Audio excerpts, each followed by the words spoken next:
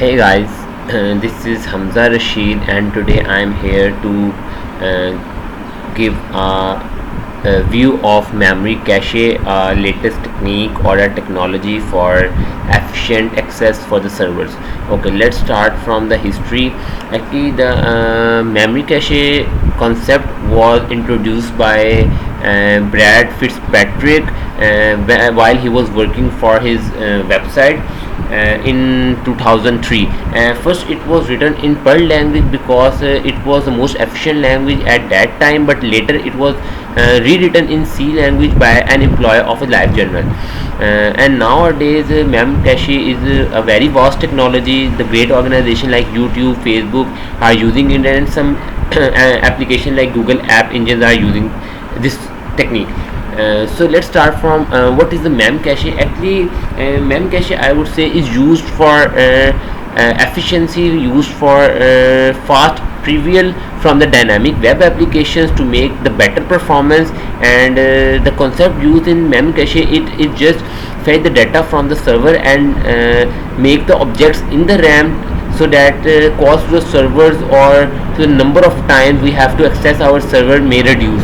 It will make the efficient accessing of the data.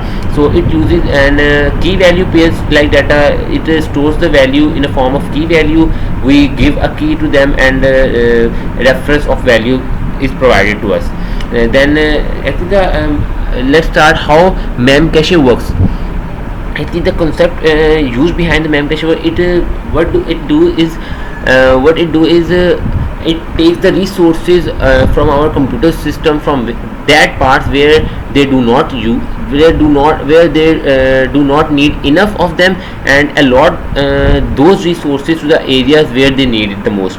So it makes our memory efficient. It makes our memory more secure. It makes our memory more better for use for large applications. The diagram given below is the upper diagram is that there are two servers, 64 MB of each, and they have to use maximum of 64 MB or minimum of 1 MB, I would say, and rest of the memory will be waste. So in the below diagram with memory cache, they are combined with the 128 memory, and they will be used how many it may needs. And actually it is made, and the memory cache is made up of the four things. Firstly, the client application, which runs on client personal computers or the systems or network systems, with a list given to the memory cache server number of servers. Actually, the client client softwares use some libraries to compute the hashing algorithm, and it will decide to which server we have to make the call. We will see in further on which basis we make a call to the server on different locations. And after that, a software which runs on the server to store calculate another hash value to save the data or to get the data. And once the all the data fetched from the server to the RAM, and if the storage of the RAM reduced, so we will use different algorithms, in which the LRU is the one of the best one algorithm, which computes the old data and deletes it and fetch the new one data. So here is the architecture of the memory cache which we use. Actually, memory cache is client server two-way architecture, in which client make a request to a server and server fetch the data to the client in a speedy access, and it will save data in a key value form. So client libraries make a contact to the server, and they give the and they calculate the hash values which compute to which server we have to make the call.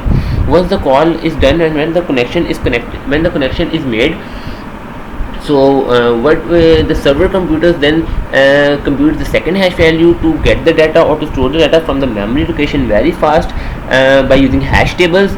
And then the data fetched from the server to the RAM. And when the RAM gets full, then we use different algorithms as we have discussed earlier. And one of the most important things, and if the all client library use same hashing algorithm, then obvious they will give the same result, and one can get the access to other server cache data.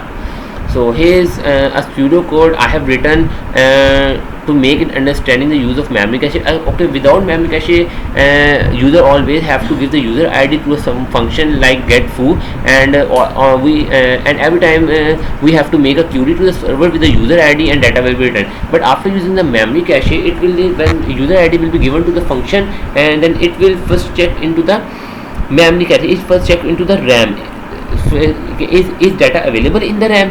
If the data is available in the RAM, then it will be accessed there from a very fast speed like the constant. But if the data is not found in the RAM, then it will make a request to the server to fetch the data from there. But there are some limits and protocols in using the memory cache, just like in daily life, when we use a single computer for both using either application software and to run our servers. So that is why when there is a great audience using the server of a personal computer, the fetching data is up to the many of the gigabytes. So there is a huge hash table, and which will slow out over all of this process. These are the limits. So we have to use proper servers, fast computer servers on to run the different applications of the request of the users. And we use ASCII protocols in memory cache to communicate with the server, because ASCII is just like very easy for users and developers or for beginners. Some of the people query that why don't we use binary protocols, because the binary protocol actually do not provide us the security or the better performance. So that is why we do not use binary protocols. Okay, these are this is the thing we were discussing about, that the call of the server will be based on some factors like the server location or the different format we have to request to the server call. These are three types of different formats on which basis we have to make the server call, and these calls have different IP numbers or routes or different things, string, array and object. These are three types of the server calls. After that, public methods. Actually, these are the method given by client libraries to get access or to get communicate with the server. Just like set, get, replace, add, all the correct functions are given, all the set and get values are given with the different parameters, and we communicate with the server to fetch data from the RAM. So this is one of the most important slide I have made, when and when not to use memory cache. This is a very good concept. Actually, I would say that we have to use memory cache on our dynamic website, where many of the users have to make the same query, like some big offer, some big discount offer, or some must visit page. So once for only the one time we have to fetch data from the server and to have to save it in the RAM, and all other calls will be fed data from the RAM. This will be a very fast process. It will increase the overall performance and overall efficiency of our application. And but if our dynamic website is about updating or about creating, about deleting the queries all away from the database, if we have to deal with the database, we do not have to use memory cache, because it will be a very slow process in making every call to the server. And these we have to save data on our database, on our servers, on our RAM, on some security basis, just like keys. The key value pair, the key should be very unique, which is very hard to guess. It may be computed by some using algorithms, and we have to make our server behind a firewall that every person do not have to access, and the server do not have access to the databases of the user, and we should have to encode our data by using some algorithm, so it is hard to decrypt the data.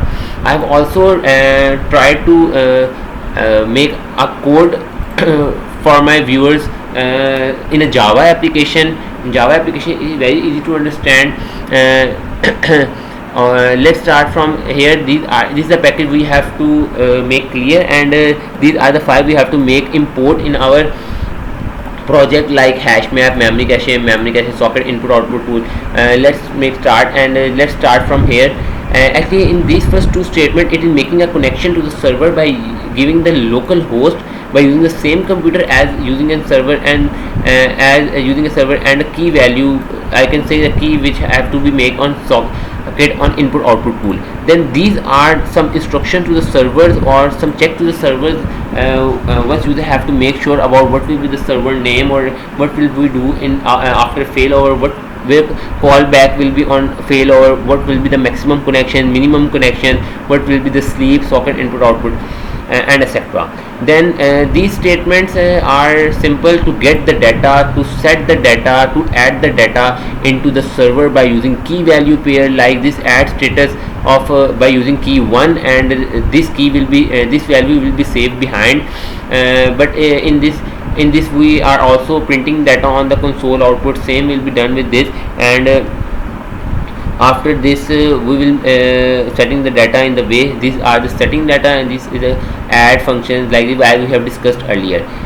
This is a very important, like as it is computing the hash value by using the hash map function. Hash map function, what it do, it is a technique, or it is a data structure on it which help us to set or get the access location of the data very fastly, very speedily. So so this is the all over about hash map. They are about MCQs I have prepared for you guys. It will be uploaded on a script. The link below is given below, and it is all about memory cache. If you have any query, just leave it in a comment. I will try my best to answer it. Thank you very much.